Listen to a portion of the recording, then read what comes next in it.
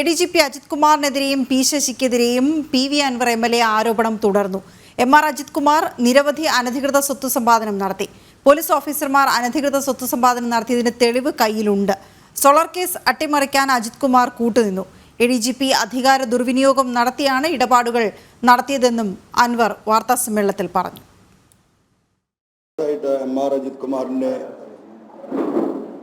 അദ്ദേഹത്തിന്റെ ക്രിമിനൽ പശ്ചാത്തലവും ക്രിമിനൽ ആക്ടിവിറ്റിയും ഈ ക്രിമിനൽ ആക്ടിവിറ്റിയിലൂടെ അദ്ദേഹം ഒരുപാട് സ്വത്ത് സമ്പാദനം നടത്തിയിട്ടുണ്ട് എന്ന് ഞാൻ ആവർത്തിച്ച് പറഞ്ഞിട്ടുള്ളതാണ്.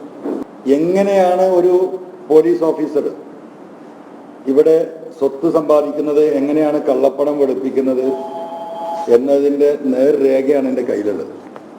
സോളാർ കേസ് അട്ടിമറിക്കാൻ MR അജിത് കുമാർ തുടക്കം മുതലേ പരിശ്രമിച്ചിരുന്നു എന്ന് ഞാൻ പറഞ്ഞതാണ്.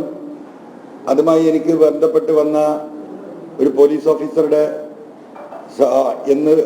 ഓഫീസർ എന്ന് പറഞ്ഞുകൊണ്ട് പേര് വെളിപ്പെടുത്താതെ എനിക്ക് വന്ന ഒരു കോൾ വോയിസ് ഞാൻ നിങ്ങൾക്ക് നൽകിയിരുന്നതാണ്.